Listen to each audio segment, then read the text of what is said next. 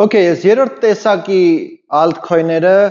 DeFi coin-ներն են, որը որ ապակենտրոնացված ֆինանսա կոչվում։ Իրանք ինչ են, պատկերացրեք ոնց որ բանկ լինի կամ stock exchange լինի, որտեղ որ դուք ուզում եք, չգիտեմ, փող փոխանակեք, գումար տրամադրեք բանկին, որպեսզի տոկոս դες տա, հա, ավանդ դնեք կամ փող վերցնեք, վարկի տեսակ եւ այլն, այդ ամբողջը լինում է ուղղակի առանց իրական բանկ այցելելու, հա, այսինքն պատկերացնում ենք նույն բանկն է, բայց առանց կառավարչի, առանց որևէ մեկը հետևի, իրանք զուտ կրիպտո մակարդակով իրանք application են, ծրագիր է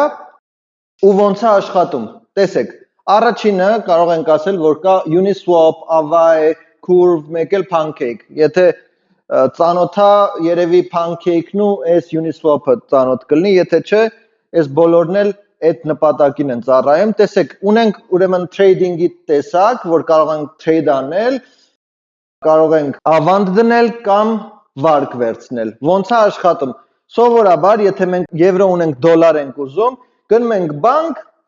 բանկում change ենք անում։ Այս պարագայում կրիպտոյի դեպքում բացում ենք Uniswap-ը, ունենք Ethereum, ուզում ենք, չգիտեմ, ուրիշ altcoin առնենք, Uniswap-ում ավտոմատ այդ ուրիշ altcoin-ի հետ փոխանակում ենք։ Ոչ թե վերցնում ենք, օրինակ փոխանակում ենք Ethereum-ը USDT-ից հետո առնում ենք էնի, այլ միանգամից մեկը մեկին գործարք է տեղի ունենում։ Լավ։ Երկրորդ տարբերակը ավանդն է, ոնց է աշխատում։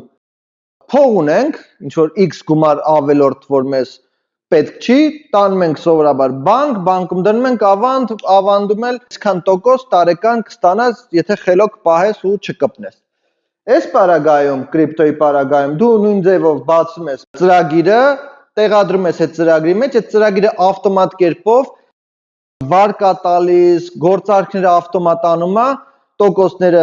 ոնց որ ձևավորվում է ու քեզ վճարում է հետ։ Բավականին ավելի բարձր տոկոսներով, քան բանկը։ Լավ։ Եվ երրորդը borrowing-ն է, այսինքն վարկը,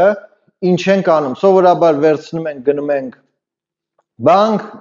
թղթաբանություն ենք լրացնում, ասում ենք ով ենք, ինչ ենք, ինչքան փող ենք աշխատում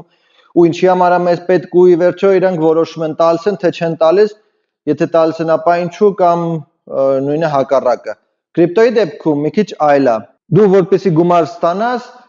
որպես գրավ դնում ես Ethereum ունես Bitcoin, ունես Cardano, ինչ որ մի բան որ ունես,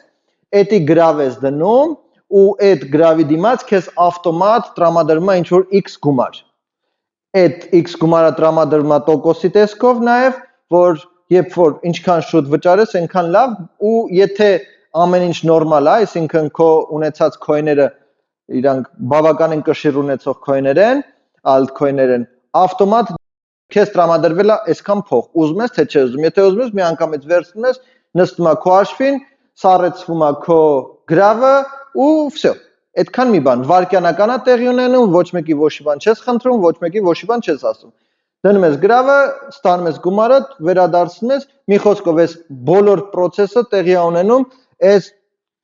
ապակենտրոնացված ֆինանսական altcoin-ների միջոցով։ Ու